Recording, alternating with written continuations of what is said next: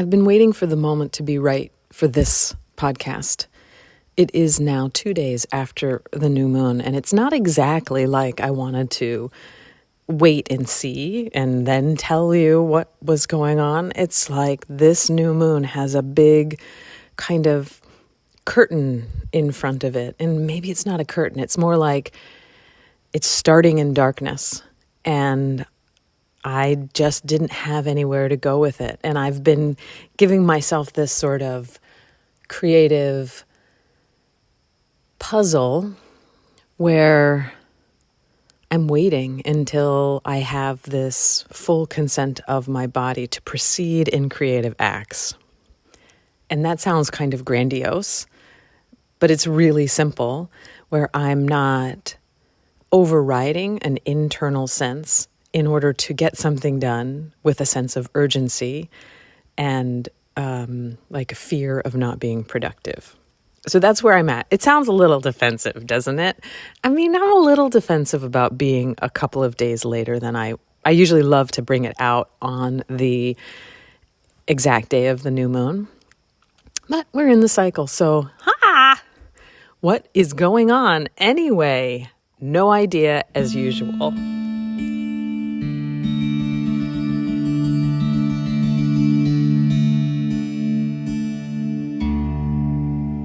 Hello, I'm your host, Anne Headley, and this is my podcast, What is Going On Anyway, where I contemplate the current moon, where it is in its cycle, new or full, and what that means for me as a pathway through daily life. I wonder over universal themes and how they show up for us through these different moon cycles. As I reach for meaning, using my intuition and imagination, I share this with you, and through this I find I'm discovering a richness and the utter simplicity of paying attention to life exactly as it is. So let's dive into this one. This one is a little surprising. I came to this moon cycle kind of hoping, wondering, kind of like I'm holding out an empty bowl and wondering what it will be filled with. Astrology is saying this is kind of a potent new moon because we're about to have a full moon that has lots of energy around it, lots of potential. And so how do we begin knowing that whatever it is that we begin has a huge lot of potential? That's daunting, right? And the only thing I knew to do, I didn't turn to the I Ching first. I usually do that last after I've started to reach my fingers into the feel of a thing, of a time and a moment. And so the only thing I could come up with is using absolute chance to bring together a theme for us this time.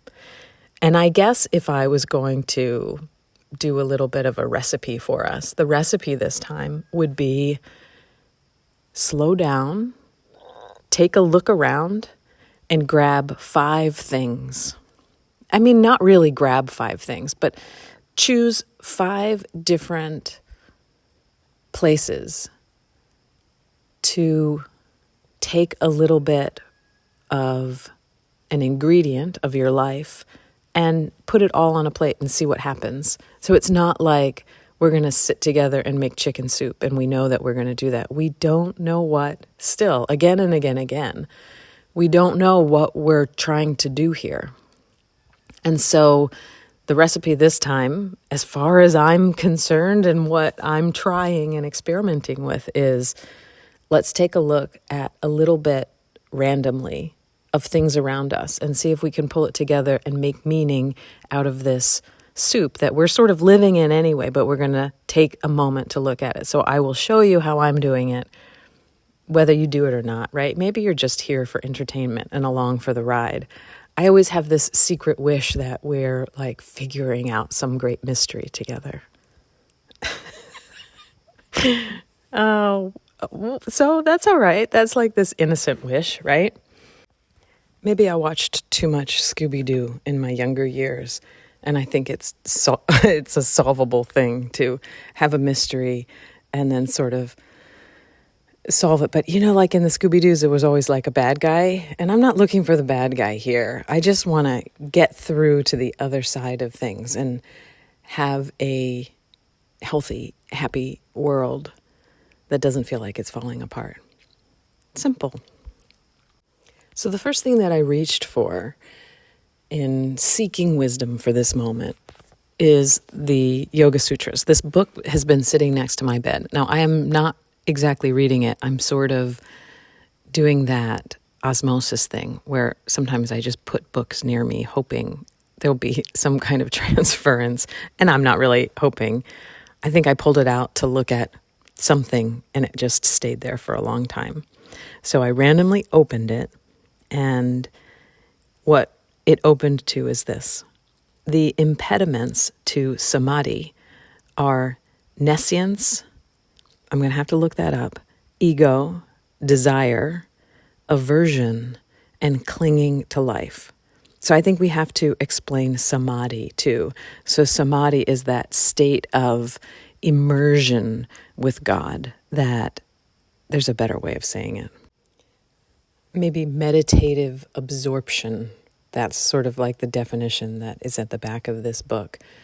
I always think of it as the state where you feel permeable, where you are receptive and awake inside of your living, breathing body. I think in yoga it's considered something to attain, which is a weird way of looking at it, as if there are steps to enlightenment.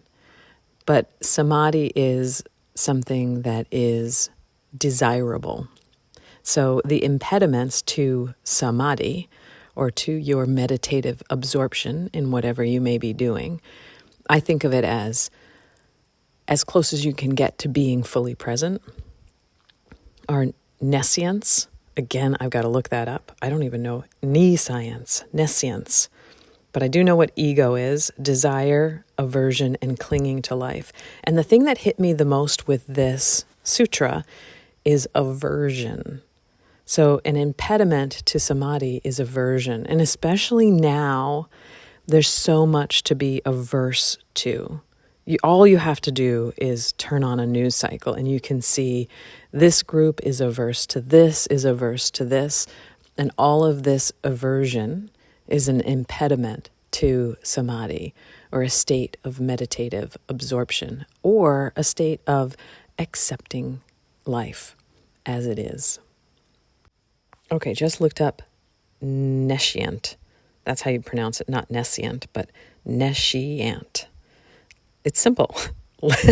I am nescient about the word nescient, or nescience.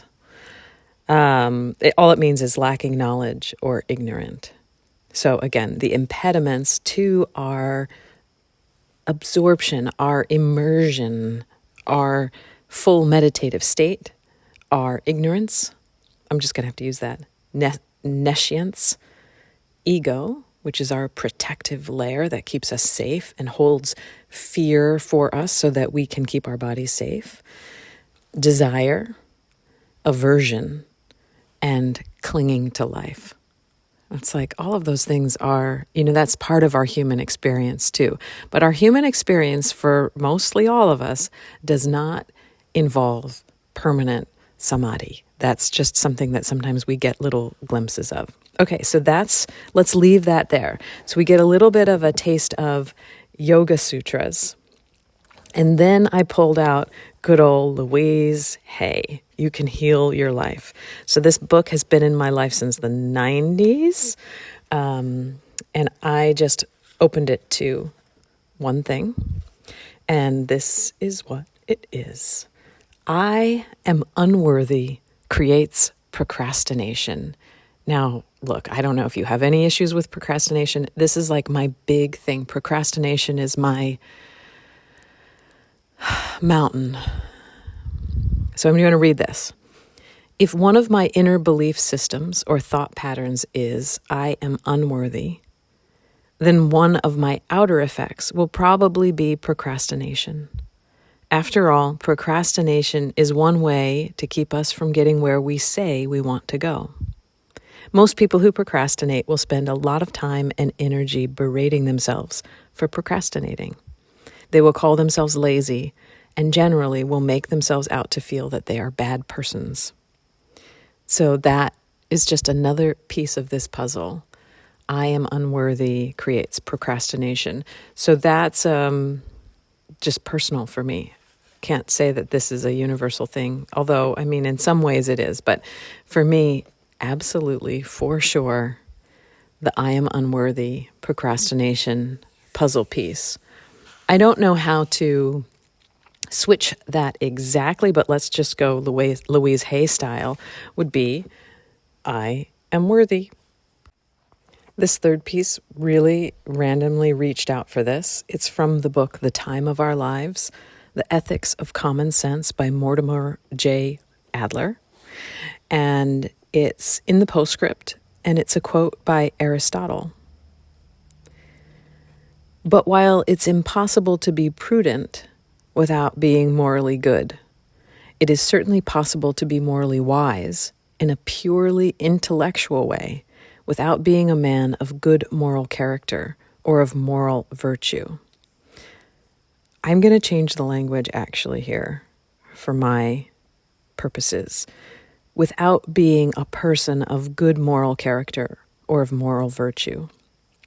Being able to recite the truths of moral philosophy, or even being intellectually convinced of them, does not necessarily carry with it the stable disposition of the will, which is that habit of right desire, which constitutes moral virtue or one's good moral character. If that were only the case, then imparting moral wisdom to the young by the teaching of a sound moral philosophy would produce morally virtuous people. But we know moral virtue is not acquired in this way. Rather, it is by discipline and training, by practice and habituation, that morally virtuous individuals are formed. So this is going way back to Aristotle saying, you can't just intellectually know what is right. Now, morally, we could go into that further, but let's just say morally for me, I need to feel on the inside the way I act on the outside. I'm sure there's more to it, but I'm just talking about my own moral virtue of having inner consent for the outer things that I do. That's a people-pleasing disease that I have, which is I would rather do what I think is right on the outside and be perfectly happy to betray myself on the inside. So I'm at the moment reversing that. So this is interesting, going back to Aristotle saying you can't just know a thing to be right. You have to train, practice, habituate that you have that habit of right desire. And I'm just going to say the habit of right desire is me listening to my true inner desire and believing that that is virtuous. The next piece is Ram Dass's Be Here Now. Again, this book has lived with me. I have read this whole thing. It's a lovely book. If you don't know it, you can go to the library and see it, I'm sure. It's very, lots of illustrations and lots of messages directly to you. And I sort of love that. So I opened to this. The next message is where you are when you hear the next message. Whenever you're ready, you'll hear the next message. The interesting thing is there's always a next message, and it's always available to you. Now, that's a hard one. The handwriting is always on the wall saying, Magic theater for madmen only. Let's change that. Magic theater for madness, mad humans, mad women, mad men. Magic theater for mad people only. Price of admission, your mind. Magic theater. Mad men. Well, I'm having such a trouble with this, Ram Dass. Magic theater for the mad only. Price of admission, your mind. Okay, so we can go in, it's a door. So we can go into the magic theater. And we've been told don't go in there because that's for crazy people. Nobody wants to be crazy, right? And the price of admission is your mind. You have to give up your mind in order to go into the magic theater. And that's the message. The handwriting is always on the wall saying, always there. Question is, can you see it? And then there's a little key next to it. So that's sort of like an Alice in Wonderland moment there, right? Okay. Last piece of this is from Ways of Being, Animals, Plants, Machines, The Search for a Planetary Intelligence by James Bridle. This is a book that I have not finished all the way. And I opened this. Oh boy, this is too much. I'm going to read you little bits. The internet has done more to increase the complexity of human lives than any previous invention.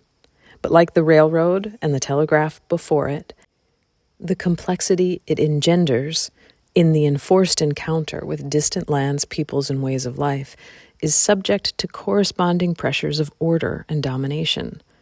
The railroad opened up the earth to radical change, but became the vessel of racist colonialism, imperial capitalism, and the rigid control of time and human labor. The telegraph allowed for the rapid transmission of ideas and information, but was quickly suborned by financiers, media moguls, and the military to leverage inequalities of information into inequalities of power and profit. We can see these historical processes at work on the internet today. The first search engines were hand-curated lists of interesting places, essentially random accumulations of sites and tools ordered only by the passions and peccadillos, sorry, don't know that word, of those who assembled them. While Google still searches the web with automated random walks, its results are ordered by deeply partisan algorithms, with the top results sold off to the highest bidder. Google has almost a 90% share of the world's web searches, yet indexes only a tiny fraction of the visible web. Most searchers never look beyond the first page of results. There is little room for randomness in exploring the vast amount of information actually available to us. This is deliberate. Google and others' stated mission is to reduce this vast complexity. Their less trumpeted goal is to profit from it, at the expense of our own potential for random encounters, and thereby for our own evolution. So earlier it was saying that, well, actually, I should just read it to you. Randomness underlies the entirety of evolution, providing the impetus for some of its most extraordinary and captivating forms. It also plays a central role throughout our individual and collective lives, and the lives of more than human others. Our lives are themselves random, chance encounters, events, and the accumulation of accidents being the defining features of our span upon this earth. And crucially, randomness is something that we can engineer ourselves, just as John Cage did by introducing chance into his compositions, both as a driver of our own ongoing evolution and to increase our awareness of and engagement with this more than human world. Curious and lovely, right? Because is this the fifth? Yeah, this is the fifth thing that I chose randomly, hoping to find some kind of joy and insight through chance. So this, it makes my heart, like flowers bloom in my heart, to have that little bit of chance as well. Okay, so what we're going back to say, the trick is the internet and this technology is giving us access to huge parcels, fields of information. And yet, at the very same time, there are systems in place that are narrowing our access to random encounters in that field. I'm going to go back and read more. So many of our tools are designed to reduce randomness in similar fashion, from algorithmic recommendation systems to dating apps, from GPS navigation to weather forecasting. Each of these technologies, with the best of intentions, attempts to draw clear lines through a complex environment and provides us with a route to our desires free from obstructions, diversions, and the vagaries of chance and unforeseen encounters. Yet, as Monte Carlo, John Cage, and the Radiolarians testify, meaning resides less in the data at the end of the path and more in the path traveled. We learn, change, develop, and grow when we move and entangle ourselves with the world in unexpected ways. And we do so best when we are fully engaged participants in that journey, not passive recipients of algorithmic and corporate diktats. Another word I don't know, diktat, D-I-K-T-A-T-S. Okay, diktat is a noun, which is an order or decree imposed by someone in power without popular consent.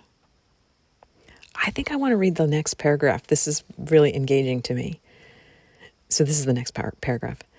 No wonder we keep turning again to chance-producing tools, dice, cards, roulette wheels, astrology, and the I Ching, in order to let off steam, get out of our own heads, and perhaps provide alternative narratives to a sterile, decomplexified, abstract world, one created apparently and occasionally for our benefit, but in actuality to stupefy us, extract wealth from us, and disempower us. I'm just going to say I hadn't gotten to this point in the book yet when I opened to it randomly, and this chapter is so good. It keeps going into how politics are not random. They're trying to be more ordered and streamlined, and that there are some examples where even politics, well, like selecting a jury is a random thing. And then there's an example where in Ireland, they used that to create some legislation, selecting 99 random folks and having them be a representation of the citizenry and having them create proposals for legislation. And that, very interesting. But that's the fifth thing. So if we go back and look, we've got the Yoga Sutra saying impediments to samadhi are ignorance, ego, desire, aversion. And then we've got Louise Hay talking about procrastination and unworthiness. We've got the Aristotle quote, which says that you can intellectually know about your morality, but that's different than living it through you. We've got Ram Dass saying that the magic door is always in front of you, always, always. And then Ways of Being saying that we maybe ought to incorporate randomness and chance in our lives. I'm laughing because I couldn't be more pleased with that selection of 5 random things. And it was pretty easy. So then what we get to is what is our I Ching reading? You know, we're always bringing this randomness into it. But what's the wisdom? And I wanted to be specific about the question, not just like, what do you want me to know? But that is the question. But I wanted to get as specific as I could in this moment. So I asked, what can we know about this new moon cycle that helps our understanding of this time? And specifically because I'm feeling this kind of magical woo around, well, if this is a potent new beginning that most certainly will bring us results by the magic equation is that whatever you begin, you are going to see some results of in 2 weeks. Not that that's not always the case, but this one is just feels a little more promising or sure. or maybe even condemning.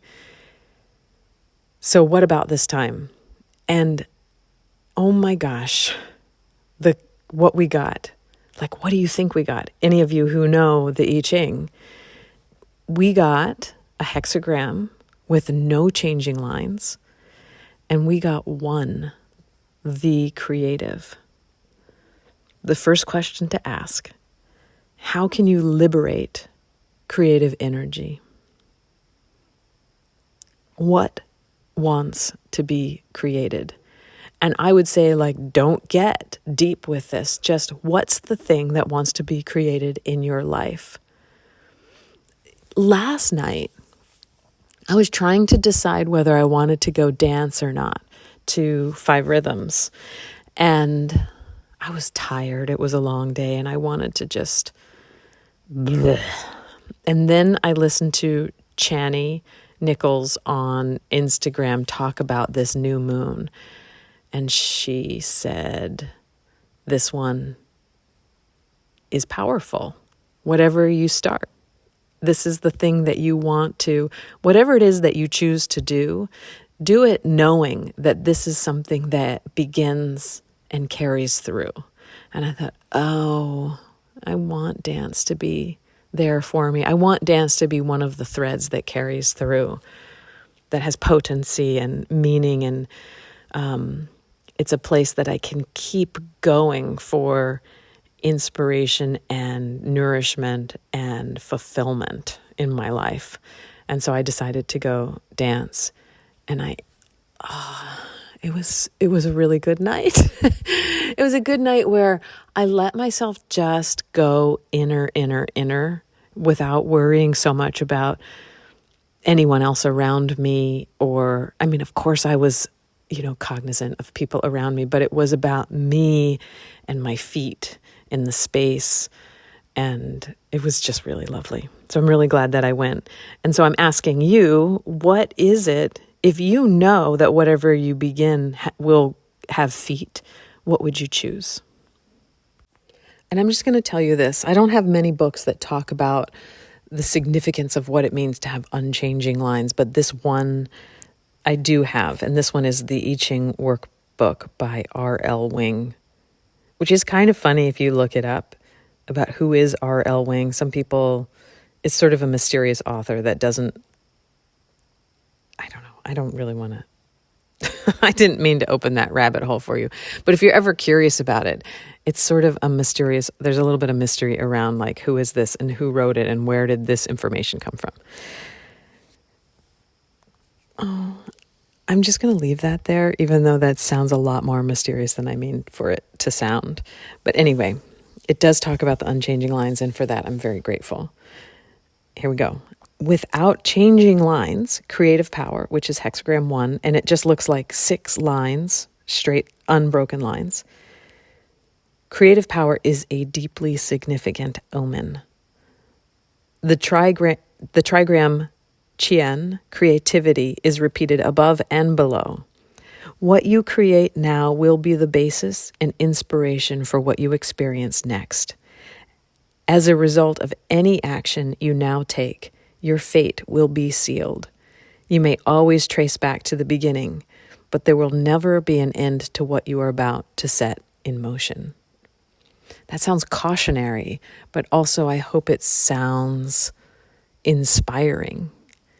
So I would say whatever it is that you wish to be nourishing creativity in your life, you attend to, you create an altar for, hold a candle to, do it, think about it, write about it, engage in it now. And more on Hexagram 1, creative force. This is the pure creative spirit that flows through people and events. It drives toward manifestation, an inspiration that wants to be realized.